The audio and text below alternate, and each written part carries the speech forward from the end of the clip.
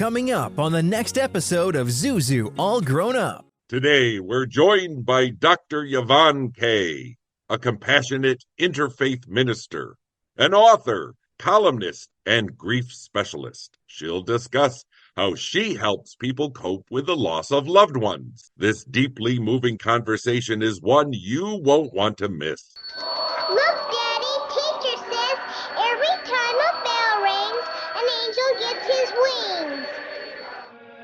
You're now listening to Zuzu All Grown Up. She's been featured in more than 20 films from the early days of film and television. He is a psychotherapist and her loving husband. Together, they are on a mission to brighten your day and your life. It's a time to smile, a time to laugh, a time to expect more. It's time to get inspired with your hosts, Karolyn Grimes and Dr. Chris Brunell. It's time to meet Zuzu, all grown up. Do you believe that life is wonderful in principle, but for some reason just isn't so consistently in practice? Every life will have its ups and downs. But have you ever thought that if there were only more people around you encouraging, uplifting, and even inspiring you, then life would be more fulfilling? If only people like George and Mary Bailey were in your inner circle, then life could truly be wonderful all the time? If so, we've got good news for you, because you can find such people on this podcast and at zuzunetwork.com. This podcast is the vision of Karolyn Grimes, Zuzu, and Dr. Chris Brunell, illustrating how the timeless message of It's a Wonderful Life can be and is applied to our modern lives and situations. Indeed, when you take that message to heart, your life will become immeasurably more wonderful. Visit us at zuzunetwork.com and listen to this podcast series to learn more about how. Now sit back, relax, and get ready to enjoy another episode of Zuzu, All Grown Up.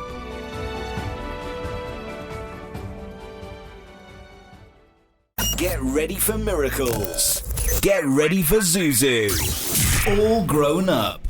Today's guest, Dr. Yvonne Kaye, has dedicated her life to helping others navigate the difficult terrain of grief and loss. Dr. Kaye's insights are both profound and comforting. Karolyn, Dr. Chris, over to you to begin this important conversation. We have a special guest. Her name is Dr. Yvonne Kaye. Before we get into that topic, the empty chair, coping with the absence of a loved one at holidays and other life events, we want to let our audience know that you are an interfaith minister, author, columnist, humorist, storyteller, keynote speaker, trainer for corporations, addictionist, and thanatologist. Dr. Kaye, we're very grateful for your willingness to share your journey. Please elaborate on why you haven't forgotten your background and how you got to where you are today, helping people. Your insights will undoubtedly resonate with our audience. Thanatologist, it comes from the Greek, thanatopsis, which is the study of death. That's what I do. All kinds of death and dying. So I work with people who are in the last stages of their life. I was trained when I was 18 by a woman called Dame Cicely Saunders, who was the founder of hospice in London. And she trained me, and I call the hospice nurses earth angels. I just think they're astonishing. We had them for my husband. They're just amazing people. I don't know why I keep doing, well, I do, as I said, because I'm active, so I need to have things to do all the time. And I seem to be drawn towards trauma and pain and grief of people. That's mainly because I've gone through it myself a lot. And so I like to help them with recovery and learning to live one day at a time, learning that no is a complete sentence. I'm not on my own. We are working together. And I was just quoting this just a minute ago from Mother Teresa. And she said, you can't do what I do, and I can't do what you do, but together we can make a difference. And that's what I found in my work. Have you read any of Barbara Karn's books? She started the hospice in the Midwest. She has some really good books, so you might look her up. So knowing that a thanatologist deals with support services, I don't think I've ever met a thanatologist before. They provide support services to individuals and families bereaved because of a traumatic, often sudden death. How do you assist in navigating through this loss? Of course, everybody's different. No two people really grieve in the same way. And there are special things that I need to address right from the start, especially in terms of the death of a child, where, let's say, the mother and the father grieve differently, and there's a resentment that comes, like and it's usually he, I'm afraid, is not crying enough. He doesn't want to talk about it. I need to be comforted, whatever. And I have to tell them and explain specifically that people deal with this differently. Think of our culture. What have young men been told? If you disagree, have a fight, have a drink, but don't let your feelings come out. Unless it's anger. That's the good thing, they say. And the women we're told, at least in my generation, that we were told cry. So never the two shall meet. And that's what I explain to them. It doesn't mean that he isn't in as much pain as you are, and vice versa. And that's what I do, because people, I don't know where they get it from, but they come up with these ridiculous things like the majority of parents are divorced after the death of a child. Not true. Not in my experience. And I've been doing this, working with a compassionate friend since 1982. It is not true. So yes, I'm a fighter, and I do fight for their rights to be heard. I do. Hospice care, that's such a unique and humbling stage of dying. Can you share who trained you in your work and how meaningful it's been in your life? I know you have many, many stories. I was trained by, as I said, Dame Cicely Saunders when I was 18. And then another mentor of mine, she wrote the book about the 5 stages of death. And she was my mentor. I don't know if you ever saw her. She's like brushed 5 feet, and she was a fireball. She came from Switzerland, and she started going to the hospitals and seeing that cancer patients were not being respected. Because when I started working in the field, people thought cancer was contagious. It was terrible the way people were treated. And even children who went to school that had cancer, they were just left on their own. It was pitiful. So she took up this whole thing of talking about cancer, what it really is, what needs to be done, that they need encouragement, they don't need to be criticized. She was just amazing. It's been expanded from the 5 levels of grieving. There are other people who have written things, that added things. They're all pertinent, but she got it right from the start. She was definitely the person who started this, and I respected her enormously. So those were my 2 big ones. And then my patients. They taught me so much, because as a young woman, I thought I knew everything, which I didn't. And I learned from them. You know, with grief, people have an idea of what it is and what they would do, but unless you've been really through it, you can't really hit on that. And that's where listening is important. For example, people often ask me, well, what would it like to be a child in war? What's it like to be bombed? I can't find the words. So all I say is, imagine 9/11 day and night for 6 years. Trying to put that terror into words. And with my mother, the way she was, I became her mother when I was 8, because she was terrified, didn't know what to do, fell apart. It was a nightmare. That resilience is something that people really can learn, and they don't think they can. I have a Brit friend, her name's Wendy, and her only daughter was murdered by the boyfriend, and she had to go through being accused of it because they'd had an argument. So in addition to her daughter being stabbed to death, she had to go through all kinds of procedure from the police. So people don't know. And the other thing is that what to say to people. You know, people will often say in those circumstances, oh, you're doing well, right? You're up and you're working. They don't see them in their bedrooms at night crying and screaming and punching the wall. They don't see that. That's when I get night calls. And I tell them, if you can't think of anything to say, don't say anything. Look, we live in a nation of fixers, and you can't fix this. It has to go its course. Some people do well, and some people don't. The Compassionate Friends is a marvelous organization. When I get a call, I say to people, have you been to a Compassionate Friends meeting? I'd like you to go to one of those first. And then if you need me, we can go from there. But many of them go to those meetings and they get what they need. So, Yvonne, often with hospice care, individuals and family face the end of stages of life differently. What makes that experience and the services you provide different? I talk with my son about this a lot. As I said, he's in a retirement community. There's a lot of death there. And he says the battles he has with some of the families who don't want that person to die. And that's brutal. I belong to Compassionate. It's a legal thing. And they're trying to get this occurred in different states. They're in Oregon. I think they're in New Jersey. Compassion and Choices, they're called, to try and get this people who just don't want to be here. I've talked a lot with my children about this. We're very open about it.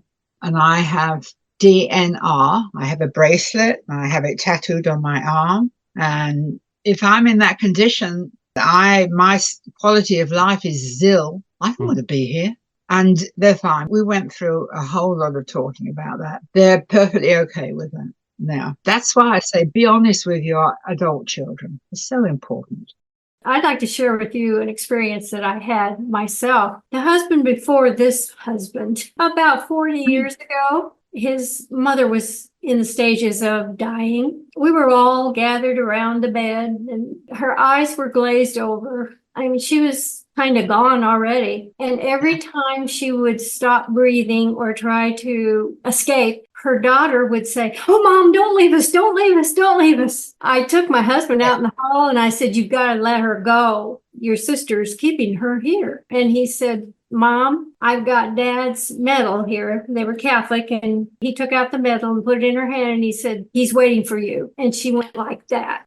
I don't know why people want people that they love to live a life where their quality of life is so awful. Human nature, I suppose. So is it possible to find humor in your work? And how is it received by those that you're working with? Actually, with great relief, because the people around them are treading on eggshells. And then they get someone that's just very down to earth. And I can be very serious when it needs to be serious.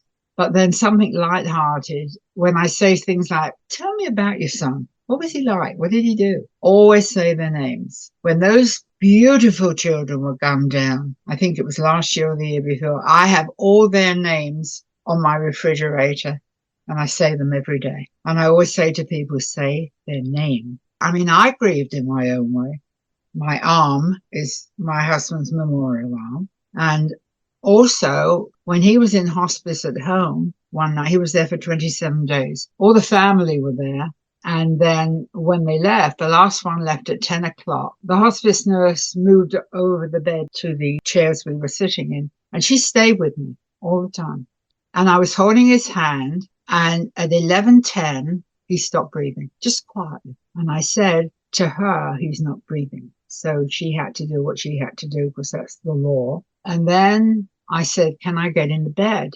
So she pulled down the side of the bed and I got in and I was able to hold him because he'd been in such pain. I hadn't been able to do that for a long time. And I whispered in his ear and I kissed him goodbye. And I'm so glad I did that. So glad I did that because that was a perfect goodbye and it was all right. I know he was worried about me. That's the kind of man he was. And I remember when my children were all there, he was in a coma and then suddenly he sat bolt upright because he was fighting it at that point. And then he didn't. He just went to sleep. So the memory I have is a very important memory for me, that he went in peace, that I was here. I was there. And then I was 82 when he died, and that's when I got my first tattoo. What did you get a tattoo of? If you can see it, that one here, that's his writing. Oh. That was the last message that he sent me. And when my veterans saw it, they said, "You're going to get a sleeve." And I got very, very dignified, like the Queen. "I'm not getting a sleeve." Well, guess what? I have a sleeve. And every time I got one, they go, "We told you." So I'm waiting to have another one now. Everything that meant things to him, except this one here. I don't know if you can see it. But the doctor said to me, "That's a dragon, isn't it?" "What is that? How does that fit in with John?" I said, "No, that's me." We all grieve in different ways when we lose a life. Can you share how you Yes. came to write about the empty chair and how that changed one's perspective? That is also to do with holidays, the dreaded holidays. We'll join Karolyn and Chris in just a moment with more of Zuzu All Grown Up. First, an important message. Start your morning right with premium coffee roasts available at ZuzuNetwork.com and drink them in your Zuzu All Grown Up coffee mug. Also perfect for tea and hot chocolate. Stay inspired throughout the day with the same gratitude journal used by Karolyn and Chris, and check out t-shirts, hats, books, Christmas keepsakes, and more at ZuzuNetwork.com/shop. Join Zuzu's network today at ZuzuNetwork.com/join. Karolyn is creating an international network of aspiring angels, everyday people who believe that they can help make the world a better place by making life better for even just one other person. Let us know you want to earn your wings at ZuzuNetwork.com/join, and Karolyn and Chris will send you inspirational material to support you in your journey. We're back with more Zuzu All Grown Up. People don't know what to do at holidays. They don't know who to invite. They don't know where to go.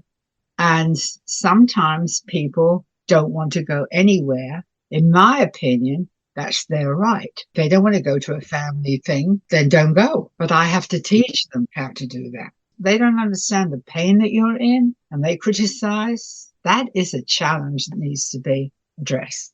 And you can do that. So I help them in that area to talk to people who judge them, because I think that's very inappropriate. The other thing is to look at who do you trust, because in early grief, the trust level is very, very low for what has happened, people that say stupid things. And the other thing, of course, is that when somebody dies, everybody's there, and then slowly, they all disappear. So they don't have anybody. And that's where people like me come in, and groups like the Compassionate Friends come in. I mean, there's plenty of help out there. There really, really is. You know, there was a woman, I think her name was Angela Miller, but she wrote this poem, which I think is incredible. If I'm training anyone, I have them read this. She wrote it. My child died. I don't need any advice. All I need is for you to have an open heart and hear me and walk with me until I can see the light. And I said, that's grief therapy right there. 90% listening. Once they start, I mean, it's like a roller coaster, because most people don't. They'll shut them up, you know, talk about a loved one and they say, oh, you got new curtains. Nice. So it's really a question of them looking to what they will tolerate and then telling me what's hurt them, so I can help navigate them towards not happening again. And the empty chair signifies someone that was there, someone that was really, really important, that important enough for them to still have their presence there, just in the chair, just the chair being there. Now, some families don't want that, but I found that the majority do. I always have an empty chair at my table. It's a comfort that that person once sat in that chair, to keep that memory alive. And sometimes it's a challenge, but you know, every so often you need something solid there, like the chair or photograph on the wall or whatever it is that touches your heart and brings that memory back. It doesn't take away the pain. It just soothes it a little bit. And time helps a little bit, but again, everybody's different. They really are. When you're working with young children who've lost a family member, how do you explain to them how to manage their feelings of loss? They explain to me. Really? My mum is an angel and she's up in heaven and she's looking down at me and I miss her. And so I'm with my daddy, who lets me cry and talk about it. And the biggest challenge we have is when parents don't talk to the children, because the children then interpret that as the parent not caring. And children oftentimes are afraid to approach the remaining parent. And having been a child in war, I understand the invisibility of a child. I could tell you just about every single day of those 6 years because I was invisible. And they would talk about the camps that they escaped from and what they did. all that kind of thing when I was a child. And people don't think children hear, but they do. And they also understand that terrifying silence where the parent has gone and the other parent's not talking about him or her.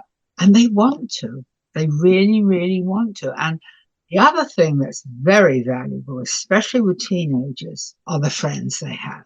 If they have some friends that they can talk with, the parents can't be offended that they don't talk to them. If they've got some solid relationships, or even a teacher or a school counselor, they're very, very helpful. And they feel more comfortable with people. You know, sometimes for a child to watch their remaining parent mourn and cry, they don't quite know what to do.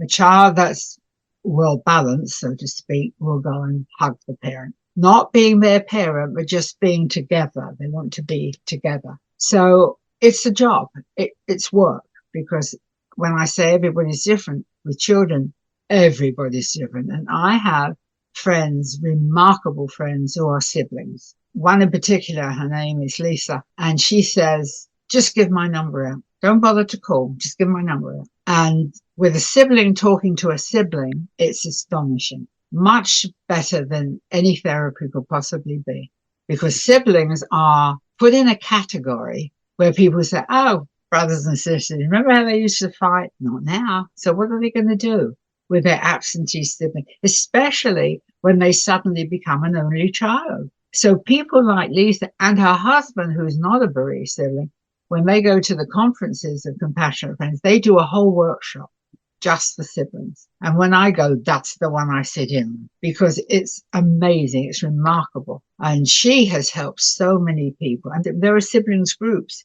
in the Compassionate Friends, only for siblings, because they feel looked at differently, they grieve differently. Some of them will just shove it down, and I explain to them there's a big difference between sadness and depression. Depression is a psychiatric disorder. It needs special help. Sadness is a normal reaction to what you think as an abnormal situation. And it's all right to be sad. So what do you think is the most important message you can share with our audience about managing the empty chairs in their own lives? Everybody is different. You know, I don't know what it was, some kind of dinner thing once where there was an empty chair. And people were talking about the person who had died. And then suddenly the child, well, he was a teenager. He got up and went and sat in the chair. And that turned everybody around. He said, this is what this chair is for. To me, it's a memory of better times, and I want to feel it. And so he sat himself down in the chair. But again, it's a choice. You can have one or not have one. Most people, I've discovered, prefer to have it because it becomes a symbol of what was. And in the early stages, that is valuable. In time, that eases with regard to the chair, but mainly people find it as a comfort. They don't see it as a threat or to make them grieve more. It's just a connection. And so I say to people a lot, you know, they say, what we're going to do, he or she is not going to be there at Christmas. And I said, well, do you want to have a chair for them? Oh, I never thought of that. And that's what they do. But they have a choice. They either do or everything is a choice. I can't say that enough. But they're very, very powerful messages. And people, as you well know, they interpret things in their own way. It doesn't matter what I say to them, but they might take it and then interpret it in another way. I have one case where this young man was in the Navy. He did 5 years in the Navy, and he was leaving, and he was coming home. He already had a job. He was a wonderful young man. So he got a ride home from where he was stationed, and the man had been drinking. So long story short, he went through the windshield.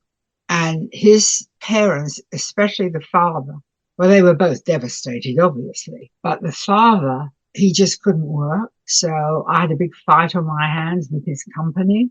I mean, they give them 2 weeks bereavement leave. So I got him 6 months, and he's back now doing comparatively well, as one can be, because this is a death you never totally recover from. It's the wrong order of nature. You're not supposed to bury your children. He talked to me a lot about the anger that he had, and the anger that he had at the police because they took their good old time to get a report out. I mean, I'm talking about 6 to 8 months. Oh. And where I live, it's immediate with the police. It's immediate. So he went through all that agony, and then the agony of the insurance company that were corporate America. I used to call my older son, who's been in corporate America for years, and he'd say, "You're not going to win, Mum." But I did. They wrote to this man and they said, "We just had a letter from Dr. Kaye, which was very strong in its content." So I think in my line of work, it really has developed more of me being a fighter than I was before, because I just see so much injustice in bereavement. 2 weeks off, I had a case where 4 sons died in a fire, all 4 of them in New Jersey. And she was given 2 weeks off work. Where's your head? Where's your heart?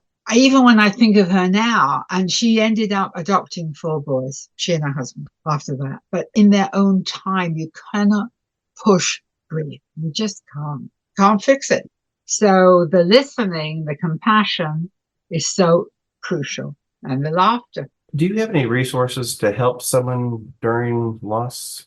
Well, obviously the Compassionate Friends. That was founded in England by a hospitaller cleric. He was working with 3 young women who'd had stillborn babies, and there was nothing. And so the 4 of them sat around a table, and the Compassionate Friends was born. There's so many stories of help groups like that. And it's all over the world, everywhere. So I definitely recommend In the Death of a Child. With a murdered child, the parents of murdered children, it's a very powerful group. And that began in Philadelphia. And they met with other people whose child had been murdered. And that's the Parents of Murdered Children started. Then there are spouses groups all over the place in hospitals. Now, sometimes they just have a 6-week course. But then I haven't come across a lot of groups like the Compassionate Friends for Spouses. I haven't come across that yet. I keep looking. There are some remarkable therapists who have groups in their offices, and that works very, very well. But they really do need a support group, because all these groups are free. And a lot of people who are left on their own don't have money. They don't have insurance. They don't have the money to pay. I have a sliding scale, obviously. I know what anguish is. I know what terror is. I know what pain is. And you can't ignore it. So those are the ones that I know of and recommend highly, those groups. Now, in terms of cancer, I recommend what I call Gilda's Club. They've changed it to something called Cancer Alliance. It was based on Gilda Radner, who died very young from ovarian cancer. And her family started these places. They're all over the country. And they're not treatment places. They have all kinds of things like painting and storytelling, and I do the laughter one, and they're a grief group, a ton of different workshops that people can go to. They're quite remarkable. Another one called THIN. I'm not sure what it stands for. I think it's Family in something or other. That's in Bucks County that I know. Again, because they know grief, so they deal with helping grief, not dealing with the grief, even though they have grief workshops. So there's a ton of these things, and Google anything about grief support groups, and there's a ton of them out there. And I really encourage you. You know, some people say, "Oh, I don't want to go because I don't want to hear other people's awful stories," especially those that have been around for a long time. And I said, well, they come back to help you. That's what they're there. I mean, there are people whose child died 20, 25 years ago, still go to meetings to help the newcomers. And it's brilliant. I think it's brilliant. And I'm very, very honored to be associated with them. If anyone would like to contact you and they want more information about what you shared with us today, how would they go about doing that? I have a website, just my name, YvonneKayeWisdom.com, and I'll spell that. It's YVONNEKAYE, wisdom, WISDOM.com. And on it, it has everything. My podcasts, what I do, my phone numbers, my emails. And I promise you, if you phone me, even if you just want to scream, and I'm on another call or I'm not there, I will get back to you within 24 hours. I will get back to you. So there's everything, my podcasts, articles, everything's on there. So they can get to know me and see what it is they like and what they don't like. We'll join Karolyn and Chris in just a moment with more of Zuzu All Grown Up. First, an important message. To find out more about the organization featured in today's episode or a previous episode and to learn more about how you can help, go to zuzunetwork.com/beanangel. Out here in the middle of these acres, it can feel like you're the only person on earth. That's how it feels when you're struggling with your mental health. But you don't have to feel alone. Find more information at loveyourmindtoday.org. Brought to you by the Huntsman Mental Health Institute and the Ad Council. Have you heard? Affordable healthcare is better than ever. And right now there are more carriers and plans to choose from. If you're between 18 and 64 years old with a household income of $25,000 or less, this message is for you. Right now, the government's Affordable Care Act is available for individual and family health coverage plans with little to no cost to you. Don't gamble your health. Call Health Care for All. 70% of callers qualify for a zero-cost healthcare coverage. See if you are one of them. Call now. Our agents are standing by to help you get the health insurance plan you and your family needs and deserves. If you're uninsured or struggling to afford your current health insurance, help is just a phone call away. This is not Medicaid or Medicare. This is the marketplace with the largest selection of healthcare plans from the Affordable Care Act. To find a plan that's right for you, call 800-788-2406. That's 800-788-2406. A careless driver can change your life in an instant. Do you know what to do or who to call? If you've been injured in a motor vehicle accident and don't have an attorney, call Auto Accident Help Desk for a free consultation. We can answer all of your questions and estimate the potential value of your case. Call Auto Accident Help Desk and connect with an expert personal injury attorney. Call 800-348-7312. 800-348-7312. Don't worry how to handle your medical bills, lost wages, and pain. We will get you the money you deserve. They got me way more than the insurance company offered. The consultation is free, and you don't pay any legal fees unless we win or settle your case. Make the smart call if you've been injured in an auto accident. Call Auto Accident Help Desk for a free legal consultation. Call 800-348-7312. 800-348-7312. 800-348-7312. Auto Accident Help Desk. Zuzu's book club features recommendations from Zuzu herself on books she loves and thinks you will love also. All of the books that the club reads, fiction and nonfiction, are inspirational and uplifting. Folks, this is a life-enhancing club to be part of. You can sign up for free at zuzunetwork.com/book club. That's zuzunetwork.com/book club. This is Zuzu, all grown up. People who are maybe in social work or therapy to consider doing what I do. There aren't enough of us, and we're desperately needed. Unfortunately, the level of deaths are rising. When I work with the recovering community, I tell them I'm fed up with going to funerals. So let's get into sobriety here. It's tragic. I understand suicide. People are so judgmental about suicide. But if they get to that point where they just can't handle any more pain, I get it.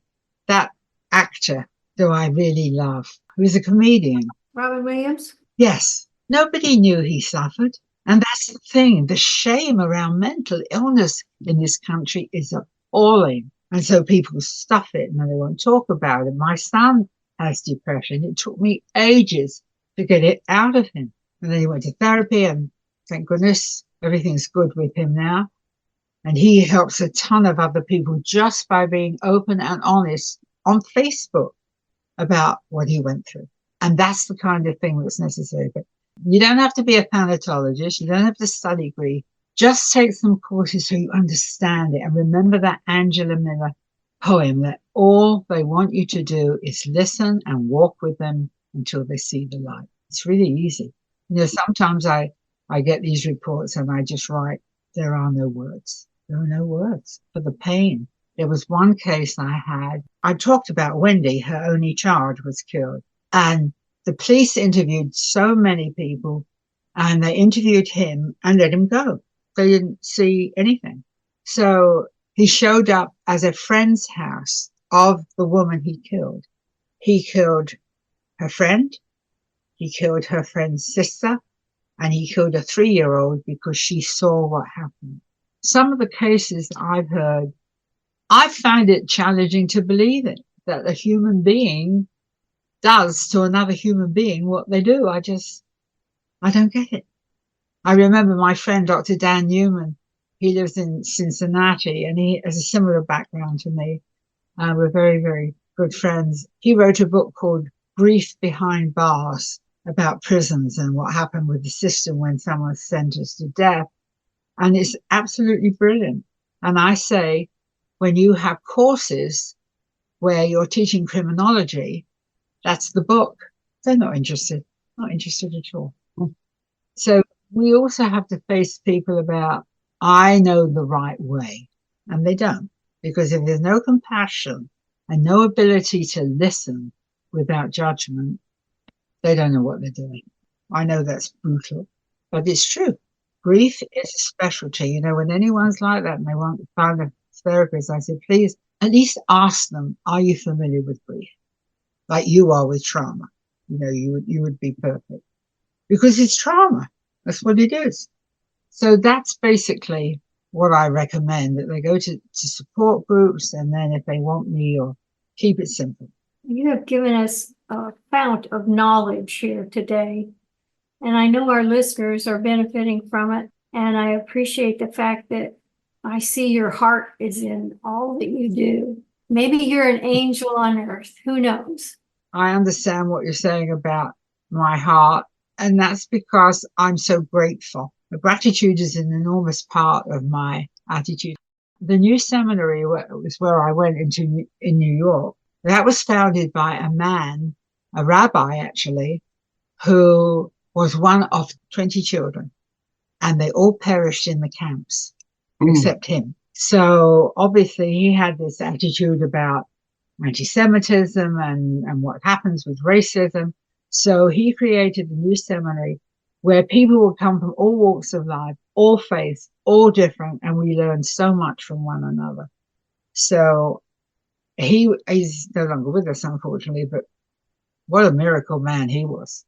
So you know what? I've been listening to you. I've been exposed to some amazing people. They really have, who are willing to share their experience, their strength, their hope, their purpose, their ideas with me. And I'm very grateful. And I'm very honored that you invited me. Thank you. Well, it sounds to me like you've had a very creative and interesting life, but I also think you have a wonderful life. Yes, I do. My 4 children, my greatest achievement. Every one of them has lost their best friend to death. Car accidents, 2 of them were car accidents, one was suicide and the other one cancer. So they know it. I remember when my son Colin, my older boy, when Katie was killed, that's my oldest daughter's best friend, that he was 11 and he came downstairs and he was livid. He said to me, "You're a grief specialist. What are you going to do about Katie?" I was so glad he was angry. Much better that than shoving it down. But they've all gone through this. So unfortunately, and at my age, I've lost a ton of people, my best friends. So I get it. I get it. Thank you again. We hope to see you sometime down the road. A heartfelt thank you to Dr. Yvonne Kaye for joining us today and sharing her wisdom on coping with loss. We trust that her insights have provided comfort and clarity to all of our listeners. Until next time, stay well and take care. You've been listening to Zuzu, All Grown Up. Do you know someone who is earning their wings? Someone practicing kindness and service to others? Perhaps an organization or initiative helping make the world we live in a kinder, sweeter place. Or maybe you've witnessed the miraculous, the divine, the magnificent in some way in your life and you'd like to share it with others, go to zuzunetwork.com/tellmystory and let us know more. You may end up being featured on an upcoming episode of Zuzu All Grown Up. That's zuzunetwork.com/tellmystory. Thank you for listening to another episode of Zuzu All Grown Up. We hope you've been inspired to live your most wonderful life now and to help those around you do the same. Remember, no matter what you're going through, no matter who you are, there are people who care about you and your life makes a difference. It is a wonderful life. Check out zuzunetwork.com for more on today's and other episodes, including transcripts and merchandise you won't want to be without. New episodes are coming soon. For transcripts of today's broadcast, go to zuzunetwork.com/transcripts. Watch a video clip of today's episode at www.instagram.com/Zuzu All Grown Up. That's www.instagram.com/Zuzu All Grown Up. Then click on the Reels tab from the top of the center of the page.